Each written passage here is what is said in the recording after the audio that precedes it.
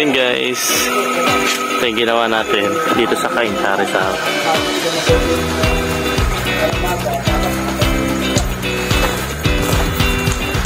So nagsusoil positioning na tayo. Soil positioning na tayo dyan dito. Ayan yung bahay. Yun. Dito yan sa Cainta Rizal guys, no? Saan man po kayo, sa Luzon, no? Kahit sa Visayas siguro, no? Basta maganda ang usapan, no? Saservisyohan namin kayo ng quality na RP Pest Control Services na yun, yung pangalan na yan. Tandaan nyo po, basta peste, talk to RP na guys.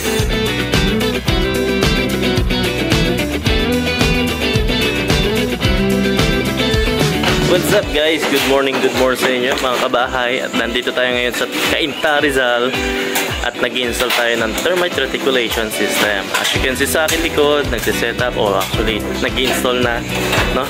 Yung ating mga tropang kabahay. So 80% na po guys yung ating na-install dito. At tignan nyo naman, no? Halos nakalatag na. Ayan. Ayan, no? Hanggang doon yan. Papunta doon sa dulo. Ayan. Tapos, sinatapos lang yung hukayan. Ito naman yung ating mga kasama. Ini-install na. So, after this, ng 20% na natitira, no? Tatapunan natin yan at isusoil poisoning natin, no? And as you can see guys, PPR yung ginamit namin dito as requested ng client kasi mas matibay yun. Heavy duty na yan and baka mauna pa tayo mawala kaysa sa kanila bago masira yung mga yan. So super tibay yan. Kaya pwede nyo ring isama yan sa choices, no, compared dun sa PVC blue na normal na ginagamit natin, no? Mas maganda kasi yan. Pero syempre may dagdag presyo yan kasi mas mahal yan. And as you can see, no, hindi siya solvent ang ginagamit kundi yun, no, heat. Ano tawag dyan? Heat gun. Ano? Heat? Heat gun. Heat gun. Yung pandikit, no? Hindi solvent, no? Heat gun. Yan yung nilalagay dito. And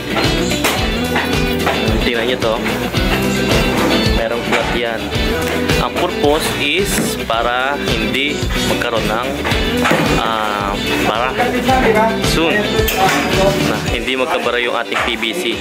At kasi may perforated po yung mga PVC natin, mga PPR. At pag tinabunan natin kasi yan, kulang cloth yan, walang filter, baka soon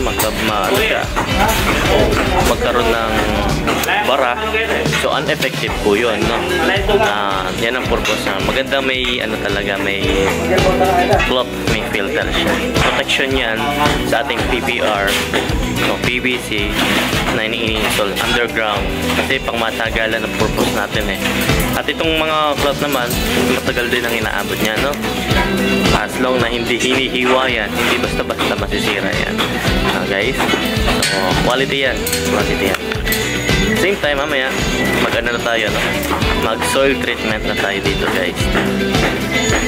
Yan Sir Ariel, shout out sa mga misis namin kung nakunood bang kayo. Yun o, Kuya Dan, shout out mo ngayon mo, misis mo. Shout out po doon sa inay bahay. I miss you. Yun. So yun, no, mga kabahay, kung meron kayong gustong i-shout out na kabahay din ninyo, no, yung inyong binabahay sa inyong bahay, just comment below, no, guys. So yun guys, no, ayun yung PPR natin. So diretso yan. Ayan, tumago siya dyan. So as you can see guys, may filter yung ating PPR. And tingnan nyo, yan yung discarte natin, no, para iwas sira ng biga, para yung quality ng biga na ginawa ni foreman, ginawa ni architect, ginawa ni engineer, no, hindi masisira yung quality, para yung bahay ni customer, ni client, hindi sira. Yan yung ating diskarte, okay? Tamang coordination lang sa contractor, sa developer, sa builder, no, para kapag install tayo ng PVC tulad yan. So dyan tatagos yung ating PVC. Ayan, may PPR. So, after nun, magkakross yan. And, yan. So, dito, itong mga kasama natin, inaayos pa. Nilalaliman, no? Talagang inupuan na ng ating kasama, oh. Meron ka bang gustong i-shoutout, kaibigan? Ganito dapat yung trabaho, kahit na. Yeah, walang arte-arte. At tingnan nyo guys, no? Nilalamin-liman natin yung dulo. Importante kasi guys, yung elevation ng ating mga reticulation system. So, from here, sa dulo, medyo mataas, pababa yan. Ganyan ang tamang procedure. So, yung ating chemical, tama ang flow. Proper elevation is a must na kailangan yan. So, mula dyan, merong mag-elbow naman dyan. So, install pa natin yan. Yan. So, nakaabang pa yan. Installan natin. Nilalaliman lang. Naayos pa nila yun. Nililinisan, nilalaliman pa. So, dito yun, naangat. Yan.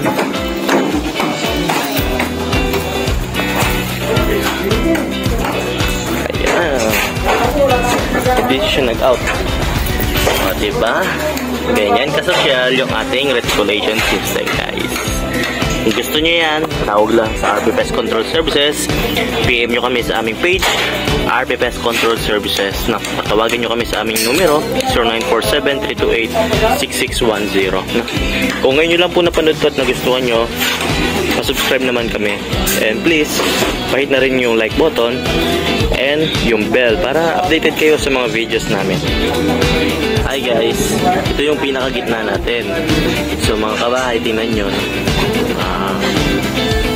Ito yung pinakagitna. At dito siya naglaro. Ayan. Ayan yung pinakita ko kanina. So ito naman siya. Yun.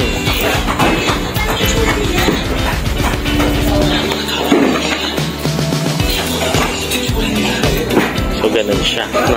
At mas pababa pa siya doon. So mamaya tatabunan natin yan guys, no? So yan guys, ito yung pinaka parang sa gitna rin, sa front naman. Diyan dumaan, nag-cross. Ayan. So yun, no? Medyo pumaling lang kasi paling din yung pinasukan. So iyan na namin. Tapos na pala. Naidikit na. Ito yung sa gitna, then nag-cross. Yung dyan lang siya kasi front na yan, no guys? Tayo yung daan. So ito, diretso siya doon and nag-algo. Yan, PPR, solid yan, no?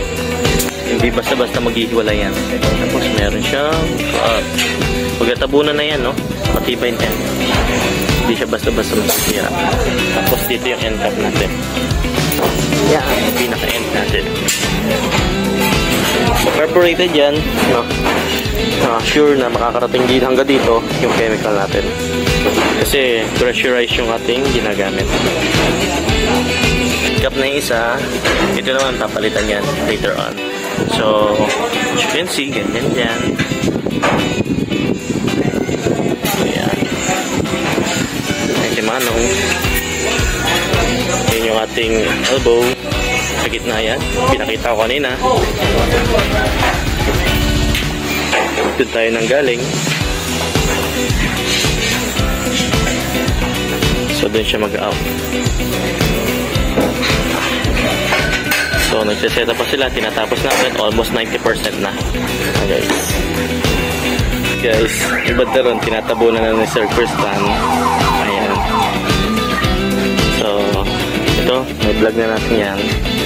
So, yun dito sa side. Ayan. As you can see. Ayan. Dito dumaan. PVC. Kapatong sa, hindi lang kapailalim. Sa isa pa. Tapos magra-run siya. Medyo mataas lang yan. Guys. Ayan. medyo mataas lang yan. Pero pagdating doon, nasa baba na siya. Pababa na kasi yan. Yan. At yun dito, mas malalim. Yan. Malalim siya. Ayun. So, hanggang dito lang tayo. So, mas mababa yun. So, tatabunan na yun. Tabunan mo na yun din. Yan.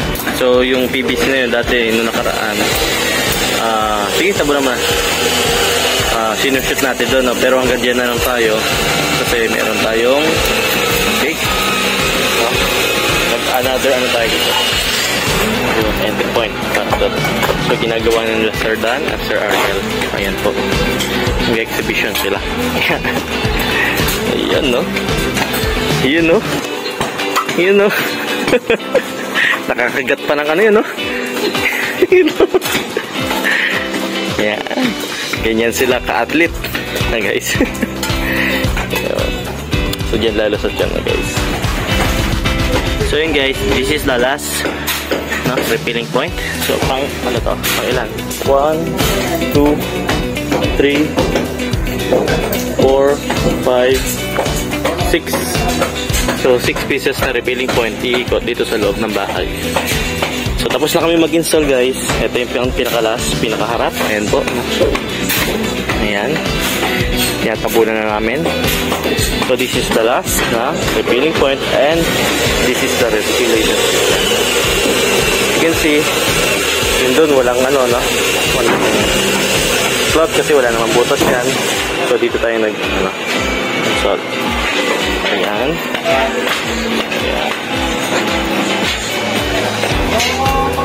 Siya, no? Yun doon, hila lang. So, ayusin pa yan mamaya. So, ang bilis namin. Time check, no? Almost, ano na, no? Dinarabaho lang namin ito ng mga 3 hours. Yung installation. Napabilis kami. Bakit? Bakit kami napabilis? Using this method, no? So, yung proper coordination kay client o kay homeowner, kaya kay contractor, kay foreman, kailangan yon, no, guys? So, magpapa-install kami ng almost 4 inches or 3 inches, no? Ang PVC, dyan dadaan yung reticulation system para iwas drill, dadaan, o iwas pukpuk, piko, o ano pa man, no? Para yung quality hindi nabibiga, hindi na ano tong biga, nagka-crack, hindi nasisira, no? Yan ang purpose niyan. At the same time, sa part namin, mga pest control operator, napapabilis yung ating installation. So, tinatabunan na natin yan, no? Ayan, tinatabunan na natin. And nagpo-proceed na kami sa ano yan, reticulation, soil poisoning na. Soil poisoning na. Sineset up na. Tabunan mo rin yan din, na. Yung nakalitaw na yan. Kuha ka ng ano, magpala ka. Ayusin pa yan, bro. Ito muna.